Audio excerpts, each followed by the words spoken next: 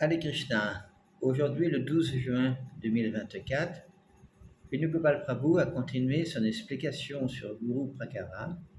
C'était le jour numéro 4. Il a d'abord rappelé que la conclusion de toutes les écritures, c'est de comprendre que Krishna est Dieu, la personne suprême, et que la bhakti est le moyen recommandé par les shastras et bien sûr également par Srila Prabhupada. La conclusion des écritures sur la bhakti, c'est Krishna. Alors, il a continué à discuter du Shravana Guru. Le Guru, disons, qui va nous donner la possibilité d'écouter ce qui est rapport à la conclusion des Écritures. Bien entendu, la miséricorde peut venir de différentes manières. Par exemple, quand le sadhu, le gourou, le pur dévot nous regarde, il peut nous donner quelque chose, il peut recevoir quelque chose. Également, on peut écouter à son sujet. Tout ça, ça va nous permettre, disons, de développer, de comprendre la conclusion des Écritures.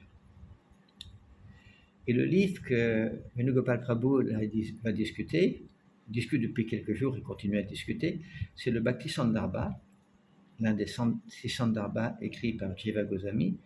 Et le Bhakti Sandarbha, spécifiquement, il établit ce qu'on appelle le processus Abhideya. On a, disons, Sambandha pour établir la relation entre Krishna et l'être distinct. Et quand on a compris la relation, eh bien, on applique la relation en étant actif dans cette relation.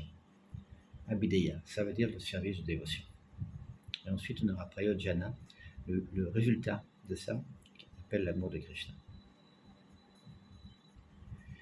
Alors, Jiva Goswami, dans ses Sandarbhas, spécifiquement dans le Bhakti Sandarbha, il prend toutes les conversations qu'il y a dans le Srimad Bhagavatam, comme Vyasadeva avec Narada Muni, comme Vidura avec Maitreya Muni, bien sûr Parikshit Maharaj et Shukadev, et il conclut, en étudiant toutes ces conversations, que la bhakti, c'est justement le point important des écritures védiques.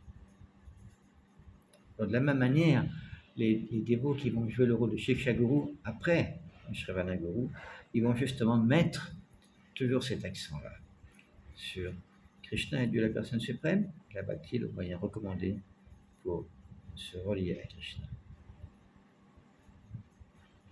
Les acharyas, toujours, ils donnent leur miséricorde. Et comment ils font ça? Eh bien, ils expliquent justement les écritures comme le Srimad Bhagavatam. C'est leur rôle, c'est leur miséricorde spéciale. Les acharyas nous aident à comprendre Krishna et le processus de la bhakti.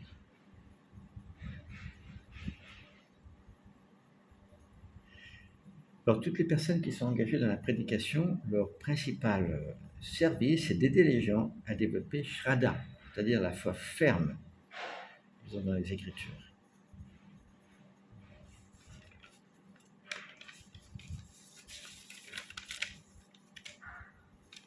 Il a continué en expliquant que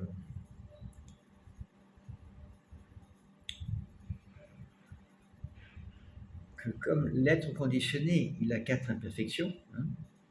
Il a des sens imparfaits, il est sujet à l'illusion, il peut faire des erreurs et il a tendance à tromper autrui. Eh bien, notre écoute qu'on fait dans la vie, ça va être déterminé de qui on écoute. Est-ce qu'on écoute de quelqu'un qui a des imperfections, quelqu'un qui n'a pas d'imperfection? Et après avoir écouté, l'étape suivante, c'est mananam, c'est-à-dire réfléchir, essayer de la comprendre, d'assimiler, enlever les doutes. Tout ça, c'est vraiment très, très important. Et si on développe justement cette attitude d'introspection, on peut dire de réflexion, d'évaluation, eh bien, ça va nous donner un désir fort de développer une foi forte, une foi ferme. Alors pourquoi beaucoup de personnes n'ont pas de foi dans le Saint-Nom, dans la forme de Krishna? On écoute beaucoup à ces sujets-là, c'est à cause des anarthas. Et là, il a repris après son diagramme qu'on voit sur la vidéo là, que j'ai fait, que j'ai mis là. C'est-à-dire que quand on est en bas de l'échelle, on appelle ça karmi, il y a ici, là, eh bien, on a le choix. Soit on prend le dhyana, soit on prend la bhakti. Alors dans cette présentation, dans ce séminaire, Venugopal, il prend le côté de la bhakti. Alors, si on est un karmi, c'est-à-dire une personne qui voulons un résultat à nos activités, eh bien, si on veut développer la bhakti, ici, on doit avoir la drida vrata, la foi ferme.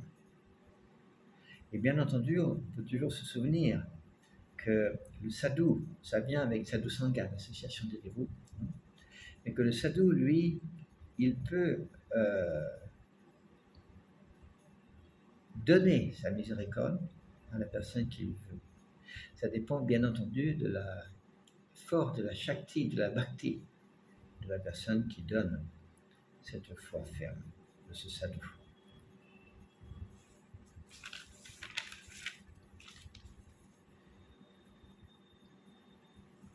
Si quelqu'un n'est pas complètement abandonné à Krishna, la pure bhakti, c'est l'abandon complet, Niyabhilasita Shunyam, c'est-à-dire 24 sur 24, 7 jours sur 7. Si quelqu'un n'est pas complètement abandonné pour la pure bhakti, il faut qu'il reconnaisse là où il en est.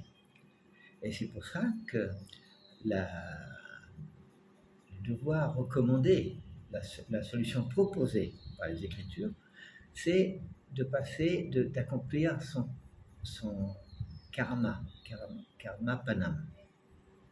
C'est-à-dire d'accomplir ce devoir dans le Daivi Varnashram. Ça, c'est pour les personnes qui sont sujets à l'influence du karma et qui n'ont pas une foi forte pour le bhakti. C'est un point très très important parce que on ne peut pas soi-même se dire qu'on est un pur dévot. Il y a des symptômes que les Écritures nous révèlent et c'est donné par les sadhus. Alors la première chose à faire, si mettons on n'arrive pas à avoir cette foi ferme dans la bhakti, c'est d'abord accomplir ses activités dans le Daivi Varnashram, karma panam. La deuxième étape, deuxième recommandation dans les personnes qui sont dans cette situation, c'est de faire bhajan, c'est-à-dire adorer Dieu. Et pour les suivants de Srila Prabhupada, ça veut dire au moins chanter 16 tours tous les jours. Et essayer d'aller vers la pure bhakti. Le Daivi Varnashram en lui-même n'est pas un but dans la vie, mais c'est un système qui va nous aider à nous purifier pour nous rapprocher de Drida, de la foi ferme, Drida Vrata, développer la bhakti. On a besoin, nous tous, d'une écoute correcte, d'un gourou qui va nous enseigner correctement, pour nous expliquer tout ça, et pour clarifier nos doutes. Je ne prends pas d'expliquer ça dans l'analogie qu'il a fait, il faut boil the milk, c'est-à-dire qu'il faut, disons, faire bouillir le lait. Et on a beaucoup de gens qui sont attirés par l'ISKCON, par exemple, mais il faut qu'on arrive à développer, à encourager, aider, inspirer les dévots à justement arriver à développer cette foi ferme. Pour ça, bien entendu, nous-mêmes, on doit l'avoir. C'est pour ça qu'on doit nous-mêmes avoir des Shravana Guru et ensuite des Guru Shiksha. Parce que tous nos doutes vont nous bloquer pour nous progresser, pour s'abandonner à Krishna. Et la troisième étape, pour les personnes qui sont sous l'influence du karma, c'est de continuer à écouter le Shravana Guru. Continuer.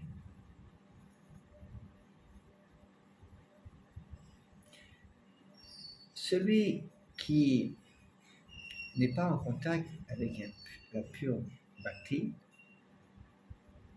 ne peut pas être établi au niveau de Madhya Madhikari.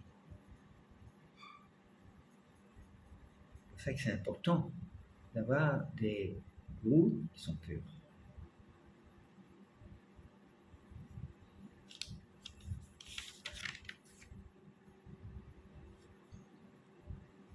il a continué en expliquant que tout dans les Shastras est expliqué. C'est pour ça qu'on a cette succession de Shraddha à Prema. Hein. Après avoir obtenu cette foi ferme, après on a l'association des dévots, Sadhu Sangha. Après, Bhajana Kriya, c'est-à-dire qu'on est engagé dans le Bhajan. Après, Anartha-Nivritti, là on enlève les impuretés. Après, Nishta, on est fixé. Après, Ruchi, on a le goût. Après, Asakti, on est attaché à Krishna. Après, Bhava, on a les symptômes d'amour qui se développent. Et après, on a Prema, qui est l'amour de Krishna. Alors, on peut se poser la question. Dans les personnes qui suivent le Veda, des gens adorent différentes formes de Dieu. Qu'il fasse Krishna, qu'il fasse Vishnu, Nishingadev, Varadev, différentes personnalités. Alors, si on écoute d'un Shravana Guru, il va nous mettre en contact avec une forme particulière du Seigneur. Et qu'est-ce que les Écritures expliquent? Qui est la vérité absolue? C'est Krishna. C'est pour ça que c'est important de développer un goût. On appelle Ruchi ici, mais on a également un goût quand on démarre le service de dévotion. Et ce goût va venir si on pratique véritablement la bhakti. Et sur ceci, véritablement avec des sadhus. Alors pourquoi il y a différents bhajans, pourquoi il y a différents processus, différents sadhanas recommandés? C'est tout simplement, ça dépend des Shravana Gurus. C'est eux qui donnent les recommandations. Alors, quand on étudie le Bhakti Rasamrita Sindhu, le livre de Srila Prabhupada Goswami, il explique qu'il n'y a que. Ce livre-là ne parle que de la pure Bhakti, Anyavilashita Shunyam. Alors, si par exemple, on a des Shravana Gurus qui vont nous orienter directement sur le but, là, automatiquement, après, on va avoir des Shiksha Gurus qu'on appelle Bhajana Shiksha Gurus qui vont nous aider à développer notre Bhajan, notre adoration à Krishna. Shravana Guru, Diksha Guru, Shiksha Guru, les trois peuvent être le même, mais peuvent être également différents. Alors, il a rappelé quel est le côté éligibilité pour obtenir cette pure bhakti. Eh bien, ça démarre avec Shraddha, la foi ferme. Alors, le Devi Varnashram Dharma, pour les personnes qui n'ont pas cette Shraddha, cette foi ferme, va aider à développer une vie simple, faite de haute pensée, je ne vais pas l'expliquer. C'est recommandé, bien entendu, d'être dans la compagnie des vaches, de la terre, d'écouter le Srimad Bhagavatam, de chanter ses tours. Tout ça, c'est bien sûr recommandé. Et automatiquement, si on a l'association des sadhus, on augmente Bhajana Kriya et ensuite différentes choses. Il y a deux types de sadhu sangha. Au départ, on s'intéresse, on est là, on est en contact avec quelqu'un qui est un sadhu. Il nous oriente sur la vie spirituelle. Il nous donne un certain goût. Il nous donne d'avoir une certaine foi dans le processus.